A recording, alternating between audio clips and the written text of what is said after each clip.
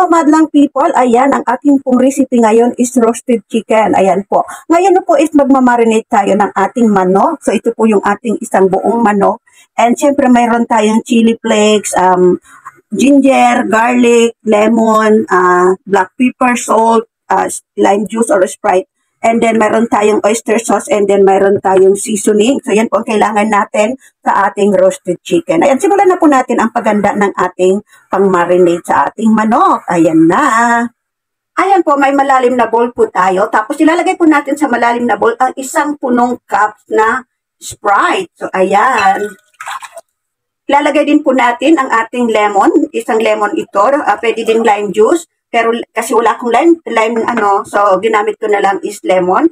And ito po isang buong bawang kasi mas masarap pag maraming bawang. And ito naman po ay ang ating luya. And maglalagay tayo ng black pepper. Marami ang dilagay kong black pepper kasi yan gusto ng alaga ko. Maglalagay po tayo ng ating seasoning. Ayan po. And maglalagay din po tayo ng asin. Ngayon po ilalagay natin ang ating chili flakes. Ayan, ihalo na po natin ang ating mixture. Ayan. Ay, maglalagay po pala tayo ng ng oyster sauce. Nakalimutan ko na. Ayan, kailangan po natin ng 4 na kutsarang oyster sauce. Munti ko pang makalimutan. So, ayan. Isa. Ayan po, 4 na kutsarang oyster sauce. So, haluin po natin siyang maigi. Ayan, imimix po natin maigi ang ating marinade ingredients para balance yung kanyang lasa. Ayan, ready na po ang ating marinade ingredients. So, kung nakikita po ninyo, ito na yung kanyang texture. So, ilalagay na po natin siya sa manok, sa buong manok na ating inihanda. Ngayon po, ilalagay na natin yung ating marinade ingredients sa ating manok. So, ayan. Ibababad na natin siya ng bonggang-bongga. Ayan. So, medyo wala po tayong maliit-liit na paglalagyan ng ating manok. Hindi siya na hindi nasakop buo yung buong manok natin ng ating sauce. So, from time to time po, ito turn natin yung ating manok. Ayan.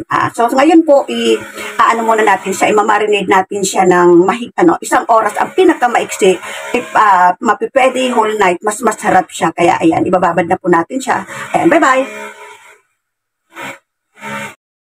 Ayan po, nilagay na po natin yung ating buong manok sa ating air fryer. I-roast po natin siya ng kalahating oras. O kung sakali man, after kalahating oras, hindi pa nakukuha yung kulay na gusto natin, dadagdagan natin siya ng another ilang minuto. So, ayan. Simulan na po natin yan. Diyan. Hayaan na po muna natin siya dyan ng 30 minutes. After that, i-check natin. Ayan. Bye-bye po muna. Maya naman ulit. Yun ang ating roasted chicken.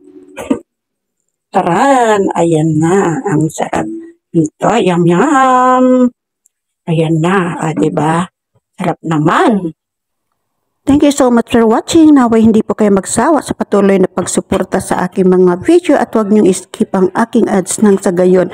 Makitain naman po ang inyong lingkod. Bye-bye!